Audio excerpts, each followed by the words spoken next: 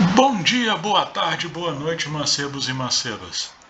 Ao final do último vídeo, eu havia falado que íamos iniciar o tratamento das reações de óxido-redução. Mas antes disso, vamos falar um pouquinho dos polímeros. O que são polímeros? Polímeros são compostos constituídos por moléculas relativamente grandes, por isso chamado de macromoléculas, que possuem massa molecular média da ordem de 1000 a 1 milhão, em cuja estrutura se encontram repetidas unidades químicas conhecidas como monômeros. Por isso, polímeros, vai ter uma estrutura que é chamada de monômero, que repete diversas vezes. Monômeros são as substâncias que dão origem aos polímeros. O termo polímeros vem do grego poli, muita, meros, partes. Vão existir tantos polímeros de ocorrência natural como polímeros que são sintetizados.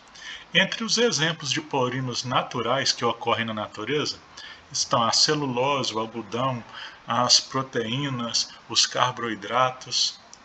E entre aqueles obtidos artificialmente, sintéticos, estão o acrílico, o isopor, o teflon, o PVC dos canos. Os polímeros, quanto ao modo de obtenção, pela reação que eles são obtidos, podem ser classificados como polímeros de adição ou polímeros de condensação. Os polímeros de adição são obtidos por meio de reações de adição entre os monômeros. Tá? Então, é o caso, por exemplo, do polietileno, que é um polímero de adição. Se é uma reação de adição, há necessidade do monômero ter a insaturação, e vai acontecer essa reação de adição inúmeras vezes com essa estrutura aqui se repetindo várias vezes no polietileno. Tá? O polietileno é usado, por exemplo, na fabricação de baldes, réguas, vários utensílios. Outros dois exemplos de polímeros de adição é o PVC, difere ali do polietileno pela presença de um cloro, policloreto de vinila, e o tetrafluoreteno, que dá origem ao teflon, uma estrutura aqui bem polar, por isso ela tem essa pouca afinidade com óleos apolares. E vão existir também os polímeros de condensação. Tá? Na formação do polímero de condensação, os monômeros vão reagir com a eliminação de uma molécula mais simples, por exemplo, uma molécula de água. É o que acontece, por exemplo, na reação entre o ácido teraftálico e o etileno glicol. Você tem o grupo ácido carboxílico e o grupo álcool, que vão reagir por uma reação de esterificação. Só que como é um diácido carboxílico, tem dois grupos carboxílicos numa molécula, e um diálcool, tem dois grupos álcools na outra molécula, essa reação acontece inúmeras vezes, formando uma cadeia enorme. Tá? Então, esse é o politereftalato de etileno, que a gente conhece como PET. Tá? Na verdade, ele pode ser chamado de poliéster, porque você vai ter um éster que se repete inúmeras vezes. Outros exemplos de polímeros de condensação, outro exemplo de polímero de condensação é o Kevlar, tá? Que é utilizado na fabricação de coletes à prova de bala. Tá? O Kevlar é uma poliamida. A gente tem um grupo amida se repetindo inúmeras vezes. Tá? Os polímeros também podem ser classificados como homopolímeros e copolímeros. Tá? Então, todos os exemplos que a gente mostrou aí de polímeros de adição, havia um único monômero. Nesse caso, então, o polímero pode ser classificado como homopolímero. E nos casos que a gente mostrou lá, por exemplo, de polímeros de condensação, sempre havia dois monômeros, duas substâncias dando origem ao polímero. Então, esses são chamados de copolímeros, porque tem mais de um monômero. Tá? Os copolímeros que possuem mais de um monômero, eles podem ser chamados de copolímero ao acaso, que não tem uma repetição lógica dos monômeros, tá? Então vai ser a ordem que eles aparecem não tem uma certa lógica.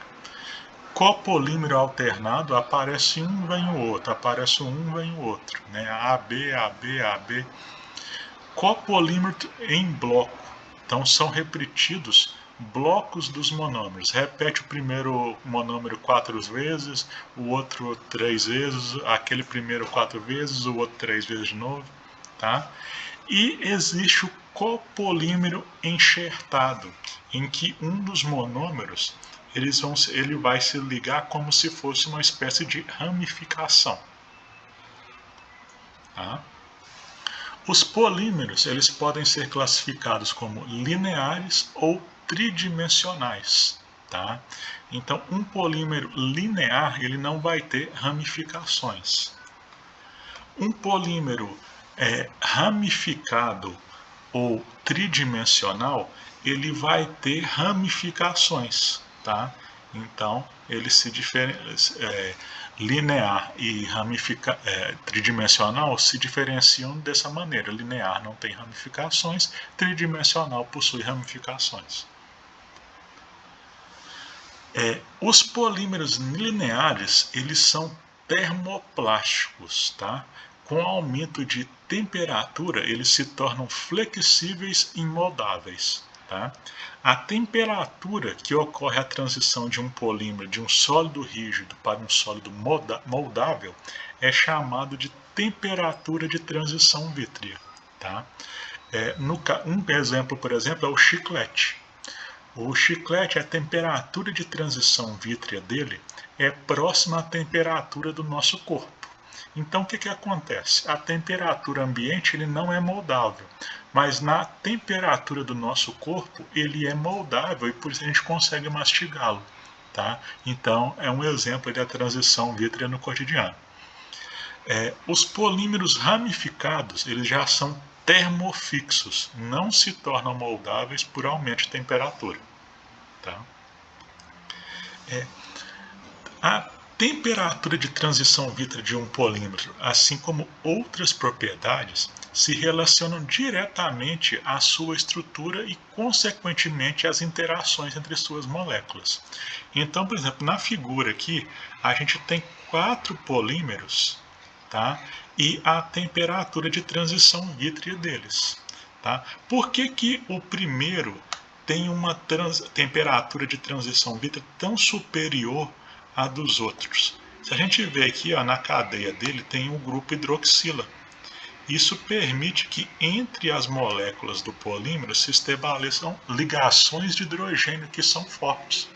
Ligações fortes, a temperatura de transição vítrea é alta, porque para romper essas ligações demanda muita energia. Os outros 3 aqui, ó, que tem temperatura de transição vítrea menor que o primeiro, se a gente olhar aqui, ó, à medida que aparece um átomo muito eletronegativo, a temperatura de transição vítrea está se tornando maior. Por quê? À medida que o átomo ali que aparece é mais eletronegativo, a molécula se torna mais polar e a ligação entre elas mais forte. Agora, não é só a temperatura de transição vítrea que é influenciada pela estrutura do polímero. Tá? Outras propriedades também serão influenciadas, influenciando qual que é a utilização desse polímero. Então, esses 4 polímeros que eu tenho na figura aqui, todos são usados em fraldas descartáveis de bebês. Tá? Qual que é a função deles?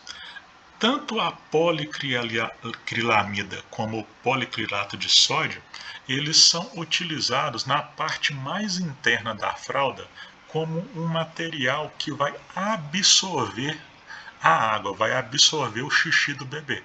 Tá? Por que que eles são úteis com isso? Por que que eles atraem água? Se a gente olhar aqui a poliacrilamida, ela tem grupos aqui NH, tá? Que vão permitir a formação de ligações de hidrogênio com a água. Tá? Então, vai acabar formando ligações com a água, né? E tornando a absorção eficiente. Tá? A poliacrilamida não é utilizada mais nessa função de absorver água nas fraldas, porque o aumento de massa que tinha era muito grande. Tá? Era necessário uma massa maior. Era naquela época que você tinha aquelas fraldas mais grossas, etc.